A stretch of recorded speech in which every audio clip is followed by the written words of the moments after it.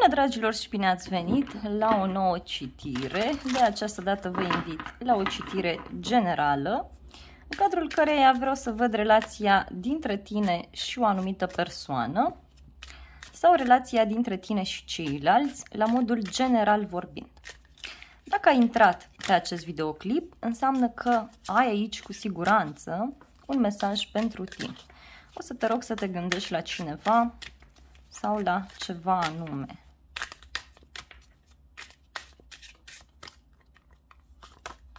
Prima carte, Asul de cupe.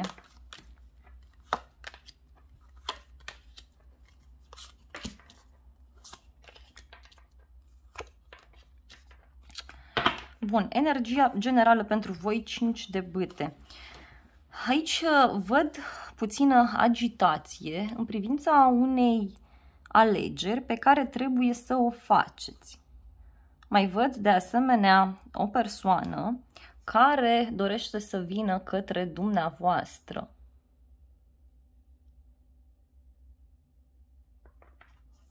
Cineva care este în apropiere de voi, undeva într-un alt cartier, într-un alt oraș, și care se gândește foarte intens la dumneavoastră. Este o persoană ușor geloasă, văd aici. De asemenea, se vede clar faptul că în această situație agitată se găsește o soluție. Văd un as de cupe. Asta înseamnă un nou început. Aici poate să fie o veste de pace, de liniște, care ține de locul de muncă. Mai ales pentru cei care aveți probleme pe zona locului de muncă. Aici văd că ceva se rezolvă. Este ceva ce ați așteptat voi foarte mult timp. Pentru cei singuri, vedeți că acum aveți ocazia să cunoașteți o nouă persoană, un suflet pereche din ce văd, dar sfatul cărților este să fiți deschiși, pentru că unii dintre voi veți avea tendința să fiți rigizi, să fiți închiși, să nu fiți deschiși la această persoană. De asemenea, văd o veste foarte bună care apare și care ține în mod special de ideea aceasta de a vă împăca sau de a elimina o perioadă de agitație, de certuri într-o relație la locul de muncă. Pentru cei care vă căutați un loc de muncă, acum ați avea ocazia să găsiți. Văd aici niște planuri pe care voi vi le faceți, foarte bine puse la punct. Ori lucrați pe zona strategiilor, ori lucrați cu actele. Alții văd că citiți foarte mult sau vă place foarte mult să vă informați. Văd că sunteți o persoană respectată. În alte cazuri, văd o veste pe care o așteptați din trecut.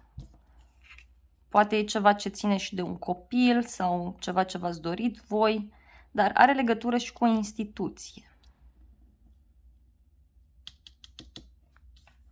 Văd aici o persoană cu uniformă, iarăși. Apoi, în inima voastră, regele de monede.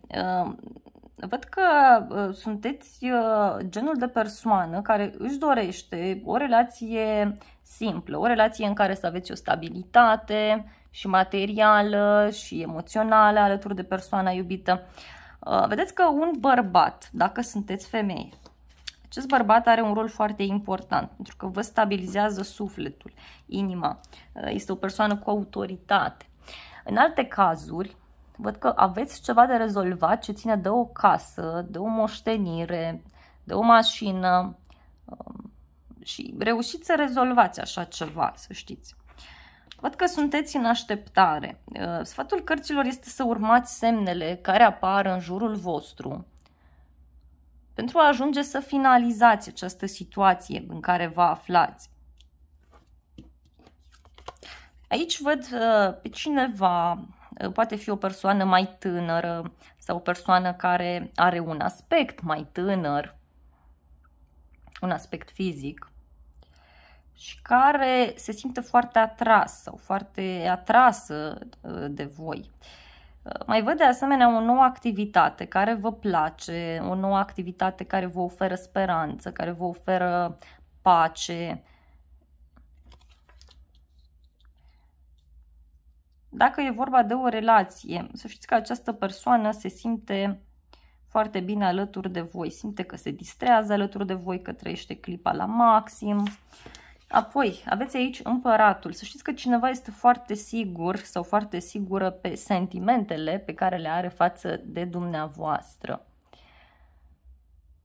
Văd o persoană autoritară, care are niște reguli foarte bine puse la punct, care se impune în relația cu voi.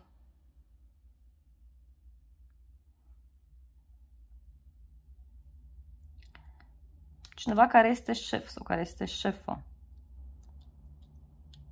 Foarte multă energie masculină văd aici. În unele cazuri, voi sunteți persoane ușor mai masculine, adică persoane puternice, persoane care vă impuneți, însă nici cealaltă persoană nu este altfel.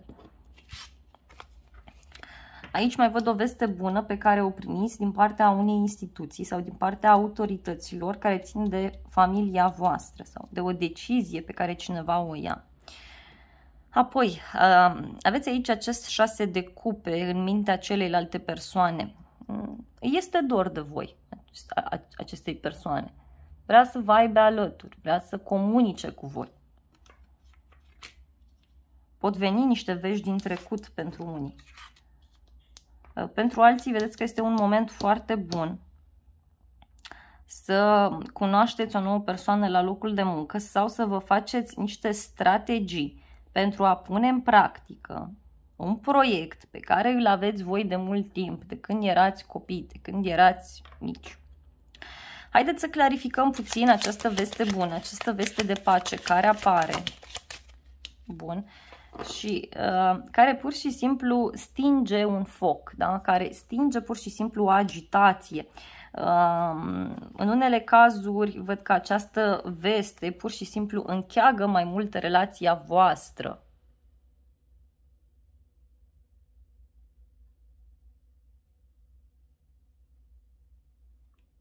Deci e o relație mai frumoasă aici care se încheagă între voi și are legătură cu un succes pe care îl are acest bărbat, dacă sunteți femeie și sunteți într-o relație. Dacă sunteți bărbat, atunci e vorba de un succes pe care dumneavoastră îl aveți în legătură cu banii sau în legătură cu ceva ce vă doriți mult și astfel o relație se stabilizează mai bine sau poate chiar discutăm de o rezolvare într-o problemă profesională. Bun. Are legătură și cu banii, deci e o veste bună care ține și de zona banilor. Cineva a tot stat, a tot așteptat aici, dar în sfârșit lucrurile se rezolvă. Hai să clarificăm puțin, să vedem ce așteptați voi aici. Voi așteptați să rezolvați ceva cu niște acte sau să se clarifice o situație în care vă aflați. E ceva ce vă doriți foarte mult.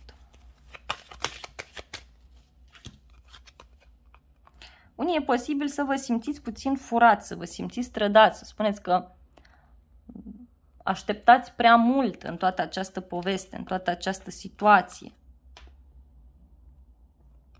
Văd o dragoste veche aici, iarăși.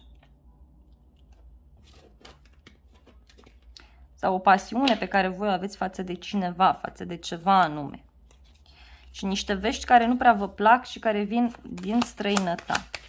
Hai să vedem ce este cu această persoană, da? Această persoană vrea ceva oficial cu voi sau în unele cazuri este vorba de o nouă imagine pe care voi o afișați în fața celorlalți.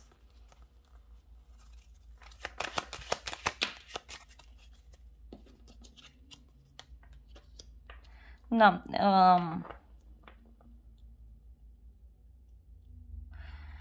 această persoană ori este urmărită, ori are niște probleme cu niște persoane cu uniformă, cu o haină de stat, ceva are de rezolvat această persoană.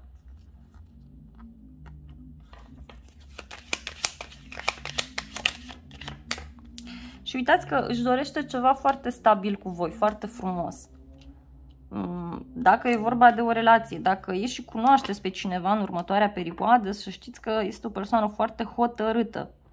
Da? Dar poate fi cineva care, nu știu, a mai avut tot felul de probleme cu legea, probleme cu statul și acum, nu știu, vrea ceva mult mai bun cu voi, mult mai stabil, ca să spun așa. Puteți să rezolvați ceva ce ține de niște acte aici, iarăși văd. Dar, nu știu, trebuie să mergeți să consultați o persoană care se ocupă cu așa ceva, care este specialistă în alte cazuri.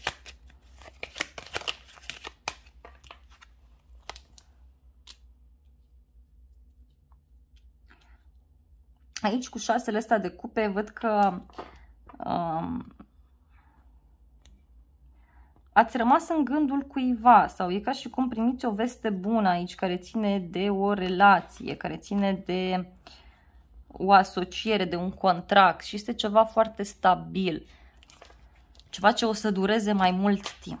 Bun, dragii mei, haideți să vedem și zodiile implicate și avem așa, zodia Berbec, Leu Săgetător, mai avem Gemeni, Balanță, Vărsător, Taur, Fecioară, Capricorn, Rac, Scorpion, Pești, puternic văd aici Balanță, Taur, Capricorn, dar nu este neapărat nevoie să aveți legătură cu aceste zodii. Dragii mei, acestea au fost previziunile de această dată. Eu vă mulțumesc frumos pentru vizionare. Nu uitați să apăsați butonul de like dacă v-a plăcut citirea, să vă abonați canalului, să apăsați clopoțelul, funcții absolut gratuite pentru toți. Iar pentru cei care doriți să susțineți activitatea acestui canal, pentru cei care doriți să mulțumiți, tot ce trebuie să faceți este să dați aceste videoclipuri mai departe, să recomandați canalul unei persoane dragi vouă și așa m-ați putea ajuta. Sau să apăsați butonul de mulțumesc sau alătură-te. Eu vă îmbrățișez cu drag, vă mulțumesc pentru vizionare, vă transmit multe gânduri bune și vă invit la încă o altă citire dacă vreți să mai vizionați. V-am pupat!